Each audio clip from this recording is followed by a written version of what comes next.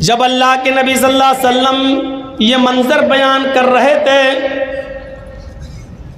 तो हज़रत आयशा सिद्दीक़ा कहने लगी, आए अल्लाह के नबी सल्लल्लाहु अलैहि वसल्लम, कब्रों से तो मर्द भी उठेंगे औरतें भी उठेंगी, इसलिए कि कब्रों में कब्रिस्तान में मर्द भी दफन होते हैं और औरतें भी।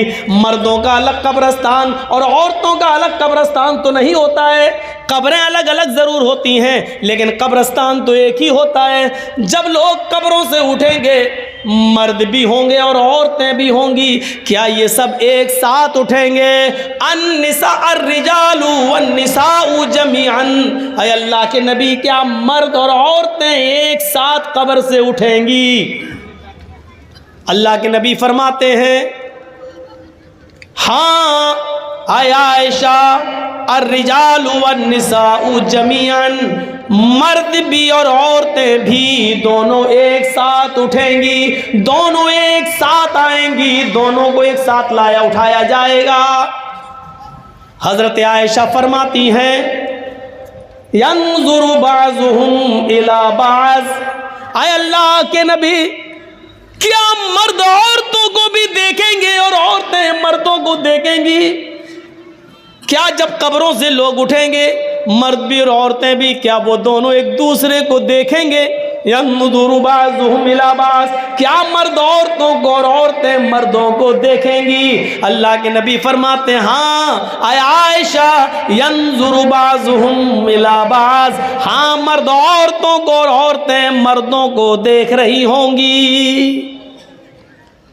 हजरत आयशा फरमाती हैं, आए अल्लाह के नबी, तब तो औरतें मारे शर्म के मर जाएंगी, तब तो औरतें, बहुत स्लो स्पीड में बोल रहा हूं ताकि आपको मैं आपके दिमाग तक घुसा सकूं अपनी बात को, तब तो औरतें मारे शर्म के मर जाएंगी जब मर्द उनकी तरफ नजरें उठाकर देखेंगे।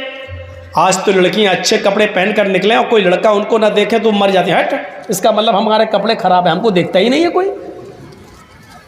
हजरत आयशा कह रही हैं, तब तो औरतें मारे शर्म के मर जाएंगी जब मर्द उनकी तरफ नजरें उठा के देखेंगे।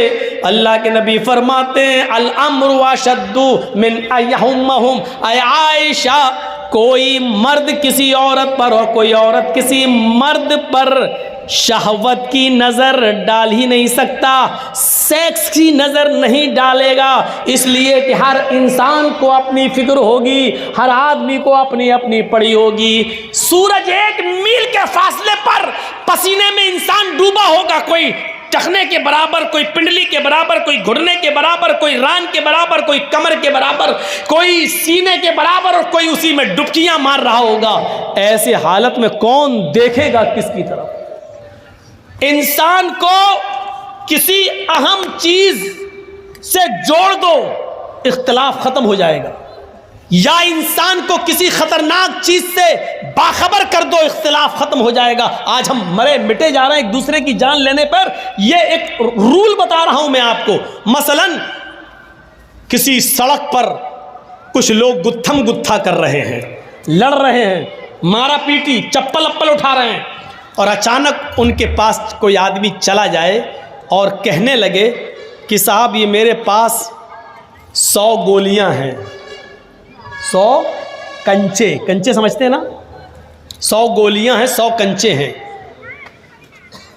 इसमें एक कंचा, एक गोली रेड कलर की है, लाल कलर रेड कलर की है, मैं इन 100 गोलियों को हवा में उछाल कर फेंक रहा हूं, लेकिन लाल रंग की गोली पर 1 लाख रुपया मैंने इनाम रखा है। यानी जिसको लाल रंग की गोली मिलेगी वो 1 लाख रुपए का हकदार होगा, उसको मैं 1 लाख रुपए दूंगा। और ये कहकर आप उस गोलियों को आप उछाल दीजिए हवा में, और जैसे आप उछालेंगे, यहाँ जो झगड़ा कर रहे थे, गुत्थम गुत्ता हो रही थी, मारधाड़ हो रही थी, वो सब मारधाड़ भूल जाएंगे, ये भी भूल जाएंगे कि किस बात पे हो रही थी, सब एकदम उस गोली, और सबकी नजर उस लाल रंग की गोली पर होगी, जबकि गोलियां और भी हैं वहां पर, लेकिन दूसरे रंग की गोलियों को कोई नहीं उठाएगा, सिर्फ लाल रंग की गोली पर टूट पड़ेंगे। क्योंकि मकसद क्या है? इस पर इनाम है, इस गोली को उठाएंगे तो 1 लाख रुपया मिलेगा। दुनिया में बहुत से जंजालों में हम फंसे हुए हैं। हमारी नजर अगर जन्नत पर लग जाए कि हमें ये काम करेंगे तो जन्नत मिलेगी, अगर इसको जन्नत से जोड़ दिया जाए, जन्नत की नियामतों से, तो इंसान दुनिया में सारी बातें भूलकर, सारे झगड़े खत्म करके उस जन्नत को पाने की फिक्र करने लगेगा। जैसे एक गोली को पाने के लिए वो सारी गोलियां छोड़ देगा, उसी तरीके से जन्नत को पाने के लिए इंसान दुनिया की सारी मोहब्बत को कुर्बान कर देगा, लेकिन जन्नत को पाएगा। मेरे भाइयों, लेकिन उस जन्नत का नक्शा अच्छी तरीके से बताने वाला कोई हो, समझाने वाला कोई हो, माइंड में उतारने वाला कोई हो। आज क्या वजह है कि 100 गोलियां फेंकी जाती हैं और लाल रंग की गोली पर हमारी नजर होती है और गोलियां हम नहीं उठाते हैं? क्यों? क्योंकि लाल गोली पर 1 लाख रुपए का इनाम है। हर आदमी चाहता कि हमें इनाम मिल जाए।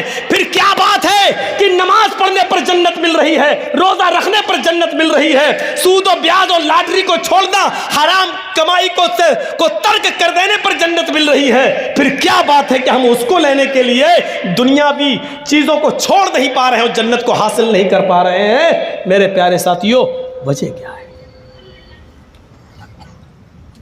वजह क्या है? अभी ये लोग गुत्थम गुत्था कर रहे हैं। अब दूसरी मिसाल से समझने की कोशिश करो। अभी लोग लड़ रहे हैं, गुत्थम गुत्था कर रहे हैं, एक दूसरे को मारना चाह रहे हैं। इतने में मौलाना जर्जी साहब एक पिटारा लेकर उनके बीच पहुंच जाते हैं। कहते सुनो, वो है चुप, हट, है, मारा पीटी हो रही है। वो इसके बाल पकड़ रहा है, वो उसको चप्पल मार रहा है। जर्जी साहब ने अपना पिटारा खोल दिया और पिटारे में से एक जहरीला सांप निकलता है और वहीं कूद जाता है, उछलता है। अब आप ये बताइए कि उस जहरीले सांप को देखकर वो गुत्थम गुत्था करने वाले, लड़ने वाले क्या करेंगे? वो अपनी लड़ाई भूल जाएंगे। अरे जब तुम एक दूसरे को मार ही रहे थे तो सांप भी तो सबको मार नहीं आया है, फिर तुम लड़ाई छोड़ के क्यों भाग रहे हो? वो तो तुम्हारा ही काम करने आया है, लेकिन लड़ाई लड़ने वाले एकदम अलग हट जाएंगे, भागेंगे। अब हर आदमी को अपनी जान की फिक्र होगी। वो अब उसको मारना छोड़ देगा, वो इसको मारना छोड़ देगा, वो इधर बचेगा, वो उधर बचेगा।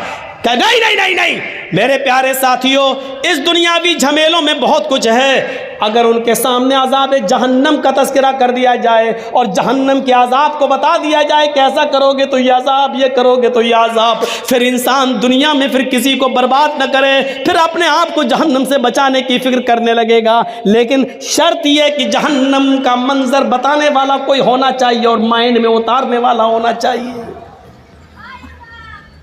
जर्जी साहब मिसाल तो बड़ी अच्छी दे रहे हैं, लेकिन समझने वाला भी तो होना चाहिए। समझा कहाँ रहे हैं? IPL में सट्टा लगाने वालों को समझा, किसको रहे हो? कैरम बोर्ड खेलने वालों को समझा, किसको रहे हैं आप? लॉटरी का टिकट खरीदने वाले और सूद और ब्याज खाने वालों को। मेरे भाइयों, नहीं असर पड़ता है। जिस तरह बारिश हो और किसी पहाड़ी के ऊपर बारिश और पहाड़ चिकना हो तो पानी बह जाता है, पहाड़ अपने अंदर जज्ब नहीं करता। आज वो चिकने पहाड़ हो चुके हैं। हम तकरीर कर रहे हैं, लेकिन यहां से निकलेंगे हमारी हालत वही होगी। हर इंसान को फिक्र होनी चाहिए अपनी, हर इंसान को फिक्र होनी चाहिए जहन्नम से बचने की। हर इंसान को फिक्र होनी चाहिए अपने आप को बचाने की। शायद आपको याद होगा, और ना याद हो तो मैं आपको लेके चलता हूं सन 1979 की तरफ। आइए थोड़ी सी हिस्ट्री की बात भी कर लेते हैं। सबसे पहला स्काई लैब अमेरिका ने फिजा में छोड़ा था। सबसे पहला स्काई लैब आसमान की बुलंदियों की तरफ अमेरिका ने छोड़ा था। सन 1979 के अंदर, सन 1979 के अंदर 79 में अमेरिका ने पहला स्काई लैब छोड़ा था, जिसका वजन, जिसका वेट 80 टन था। 80 टन। आसमान की काफी बुलंदियों पर पहुंचने के बाद स्काई लैब ने अपना कनेक्शन मुनक़ता कर लिया। दुनिया के जिस सिस्टम से स्काई लैब आसमान की बुलंदियों पर जा रहा था, उस सिस्टम से वो कट जाता है। यानी स्काई लैब पर इस सिस्टम का कंट्रोल खत्म हो जाता है। अमेरिका ऐलान करता है स्काई लैब से हमारा कंट्रोल खत्म हो चुका है, अब 80 टन का स्काई लैब जमीन के किसी भी हिस्से में गिर सकता है, किसी के भी ऊपर गिर सकता है, वो जमीन के किसी भी हिस्से में आ सकता है। यकीन मानिए 79 को जब ये ऐलान किया जा रहा है, इंडिया भी, पाकिस्तान भी, बांग्लादेश भी, नेपाल भी, यूरोप भी, एशिया भी, हर आदमी परेशान था, हर मुल्क परेशान था। 80 टन का स्काई लैब जब गिरेगा तो क्या हाल होगा। हर आदमी की रात की नींदें उड़ गई थी, हर मुल्क बेचैन था कि ये गिरेगा जमीन के ऊपर तो क्या होगा। मेरे भाइयों, वो जाना चाहे तो छिपे कहां, क्योंकि स्काई लैब उधर भी गिर सकता था। मेरे भाइयों, एक स्काई लैब के आसमान से, सिस्टम से मुनक़ता हो जाने की खबर को सुनकर पूरी दुनिया बेचैन हो जाती है। एक 80 टन के स्काई लैब को उससे रिश्ता मुनक़ता हो जाने के बाद दुनिया की नींद उड़ जाती है कि स्काई लैब अगर हम पर, हमारे बच्चों पे गिर गया तो क्या होगा। मेरे भाइयों, तसव्वुर कीजिए कि जब एक हल्की सी खबर हमारी रात की नींद उड़ा देती है, तो इस खबर के आगे हमारी नींदें कितनी उड़नी चाहिए कि यवद्दुल मुजरिमु लौ यफ्तदी मिन अज़ाबि यौमइज़िन बिबनीहि व साहिबतिहि व अख़ीहि व फ़सीलतिहि अल्लती तुवीहि सुम्मा युंजी। क़यामत का दिन होगा, इंसान एक दूसरे के सामने होगा, लेकिन मुजरिम उस दिन ये चाहेगा लौ यफ्तदी मिन अज़ाबि यौमइज़िन बिबनी, आज मेरा बेटा जहन्नम में चला जाए लेकिन मैं जन्नत में चला जाऊं। कितनी बड़ी खबर है। कुरान पढ़ते हो, अभी रमजान का महीना आ रहा है, तरावी होंगी, सुन लेना। एक कारी साहब आएंगे और अलिफ लाम मीम के अलिफ से शुरू करके 18, 20, 25 एक महीने में कुरान ख़त्म कर देंगे। या लमून तालमून के अलावा हमारी समझ में कुछ नहीं आएगा। एक तरफ कुरान ये भी सुन लिया, लेकिन एक तरफ ये भी सुनो, लौ यफ्तदी मिन अज़ाबि यौमइज़िन बिबनी। जिस बच्चे का फीवर और खांसी और पेट का दर्द हमें सोने नहीं देता था, लेकिन क़यामत के दिन हम मुजरिम हैं, लेकिन हम चाहेंगे कि मेरा बेटा जहन्नम में चला जाए लेकिन मैं बच जाऊं।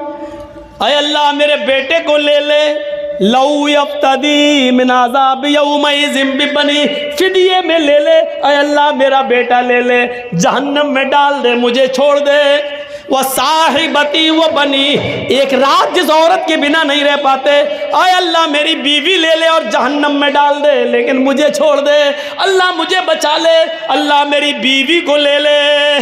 वाखी, ये मेरा भाई है, इसका बाप मेरा बाप एक है, इसकी माँ मेरी माँ एक है, इसकी रगों में मेरे बाप का, मेरी माँ का खून दौड़ रहा है, मेरी रगों में भी मेरे बाप माँ का खून दौड़ रहा है।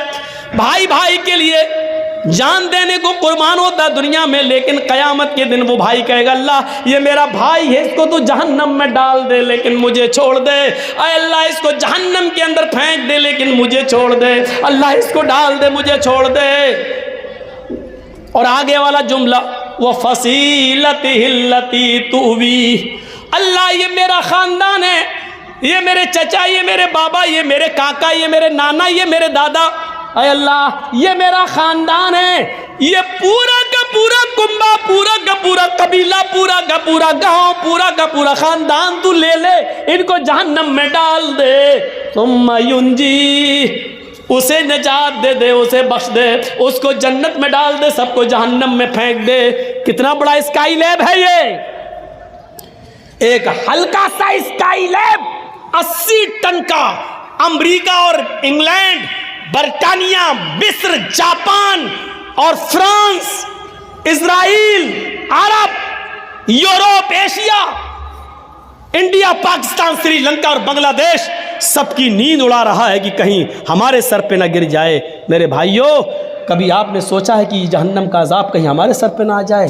कभी आपने सोचा है कहीं हमें को जहन्नम का अजाब ना मिले, कहीं मिल जाए? हम तसव्वुर करें कि कहाँ हैं हम। फिक्र की हमने? कुरान कहता है या अय्युहल्लज़ीना आमनू क़ू अनफुसकुम व अहलीकुम नारा, आई ईमानो वालों तुम अपने आप को भी जहन्नम से बचाओ और अपने बच्चों को भी जहन्नम से बचाओ। अपने आप को भी जहन्नम से बचाओ और अपने बीवी बच्चों को भी जहन्नम से बचाओ। कितने लोग हैं जो अपने आप को और अपने बीवी बच्चों को जहन्नम की आग से बचा रहे हैं। दुनिया की तगोदो में और चाहत में हमने अपने आप को बर्बाद कर लिया है, लेकिन हम जानते हैं कि हमें मिलेगा उतना ही जितना हमारी किस्मत के अंदर है। हम उससे ज्यादा नहीं पा सकते हैं, नहीं मिल सकता है हमें उससे ज्यादा, हम पा ही नहीं सकते हैं। यहां इंसानों की हालत यह है। आपको 20 साल पुराना एक वाकया सुनाऊं। हमारे इलाके में नॉर्थ यूपी के अंदर, नॉर्थ शिमाली यूपी में, नॉर्थ यूपी में उसके मशरिकी हिस्से में, यानी उसके ईस्ट के एरिया में, नॉर्थ यूपी के ईस्ट एरिया में आज से 20 साल पहले एक सैलाब आया था। आज से 20 साल पहले पानी का एक सैलाब आया था। वो सैलाब इतना खतरनाक था, वो बाढ़ इतनी खतरनाक थी। जरा गौर से सुनना इधर, ये सब हम जहन्नम की तरफ आपको लेकर चल रहे हैं। अभी मालिक यौमिद्दीन ही की तरफ हम चल रहे हैं। अभी इय्याका नअबुदु व इय्याका नस्तईन का नंबर नहीं आया, इहदिना सिरातल मुस्तकीम का नंबर नहीं आया, सिरातल लज़ीना अनअमता अलैहिम का नंबर नहीं आया। अभी मालिक यौमिद्दीन के ऊपर भी अगर हम से बुलवाया जाए तो इसी जगह पर जलसा कराया जाए और रोज़ाना 2-2 घंटे की तक़रीर कराई जाए, तो हम जैसे लोग सिर्फ मालिक यौमिद्दीन के ऊपर 3 महीने बोल सकते हैं। इय्याका नअबुदु व इय्याका नस्तईन का नंबर नहीं। हम जैसे कम इल्म और कम पढ़े लिखे लोग 3 महीना जब इसी पर बोल सकते हैं, तो जो बहुत ज़्यादा काबिल और पढ़े लिखे उलमा है वो कितना ज़्यादा बोल सकते हैं। लेकिन हम इतना ज़्यादा वक्त आपका नहीं लेंगे। सिर्फ तसव्वुर कीजिएगा, इधर आप अपना दिमाग लगाइए। नॉर्थ यूपी के ईस्ट एरिया के अंदर पानी का एक सैलाब आता है और वो सैलाब इतना खतरनाक था कि कई लोगों को बहा कर ले गया, कई बच्चों को उसने पानी में गर्क कर दिया, मवेशी पानी में बह गए, जितने 4 पैर वाले जानवर थे, भेड़ बकरियां भैंसे गाय, पानी में बह गए और मारे गए। कुछ लोग अपना इलाका छोड़ रहे हैं, कुछ ऐसे हैं जो उसी में फंस गए हैं। ऐसे मंजर को देखे और जब सैलाब थोड़ी देर के लिए रुका, थोड़ी देर के लिए जब सैलाब रुका तो मंजर इतना भयानक था, उस गांव का, बस्ती का मंजर इतना भयानक था कि उस भयानक मंजर को लोग देख रहे हैं कि ये क्या हुआ। ये घर कितना मजबूत था लेकिन आज ढह गया। ये कितना अमीर आदमी था, आज उसका माल बह गया। कुछ लोग हैं जो उस सैलाब में फंसे हुए हैं, अपने माल को और अपने बच्चों को अपने समेटे हुए हैं, लेकिन कश्तियां नहीं है, नाव नहीं है, निकल नहीं सकते हैं। इस भयानक मंजर पर एक आदमी की नजर पड़ती है कि पानी में आधे से ज्यादा डूबा हुआ एक पेड़ है, एक दरख्त है जो आधे से ज्यादा डूब गया है पानी के अंदर।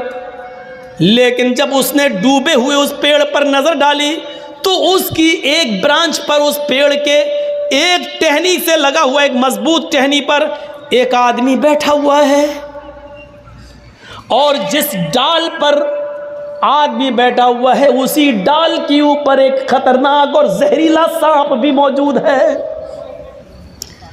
सैलाब इतना खतरनाक था, सांप इंसान का दुश्मन और इंसान सांप का दुश्मन। इंसान सांप को देखता है तो फौरन मारने की कोशिश करता है, और सांप जब अकेले में किसी इंसान पर हावी हो जाए तो उसको डंक मारने की कोशिश करता है, डसता है।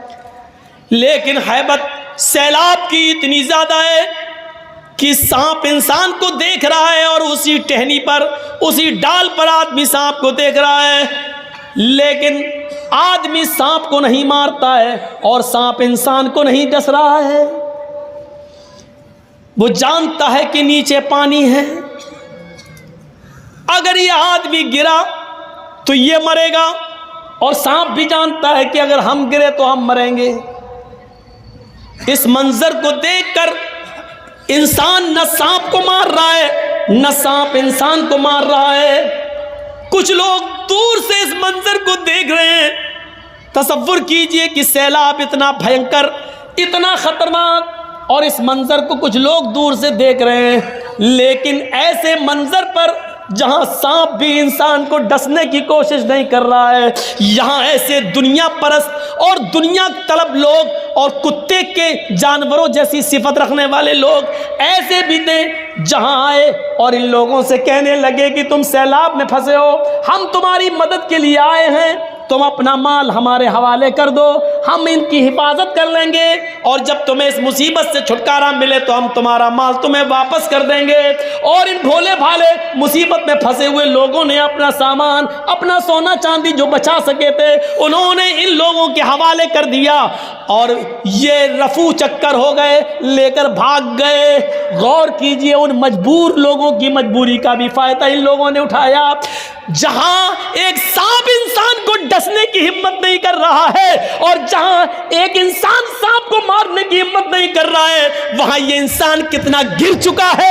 वहां ये दुनिया तलब इंसान और दुनिया परस्त इंसान, नाजायज माल को कमाने वाला और दुनिया की मोहब्बत को रंगने वाला ये इंसान कितना नालायक और कितना बड़ा कमीना है, जो ऐसे मौके पर भी मजबूर लोगों की मजबूरी को ना समझ सका और उनका माल लेकर फरार हो रहा है। आप अंदाजा लगाइए, सोचिए कि इंसान कितना ज्यादा मफाद परस्त हो चुका है। यह सांप से ज्यादा जहरीला हो चुका है। सांप अपने जहर से इंसान को डसना छोड़ रहा है, लेकिन यह कमीना इंसान अपनी कमीनगी इंसान से नहीं छोड़ रहा है। यह सोचिए और तसव्वुर कीजिए कि इंसान कितना गिर चुका है कि एक मौके पर सांप भी इंसान को काटने की जरूरत नहीं कर रहा है, लेकिन इंसान इंसान को काट रहा है, इंसान इंसान को डस रहा है। और ऐसे मौके पर भी उसका पैसा छीनकर, उसकी दौलत लेकर ये भाग जाते हैं, ये कहकर कि अभी तुम मुसीबत में हो, हमारे हवाले कर दो, जब तुम्हारे मुसीबतों के दिन खत्म होंगे हम तुम्हारे हवाले कर देंगे। और उसके बाद उनका पता नहीं चलता। इस दुनिया की दौलत ने हमें इतना हमें बर्बाद कर दिया, बिल्कुल कुत्ता सिफत इंसान बना दिया।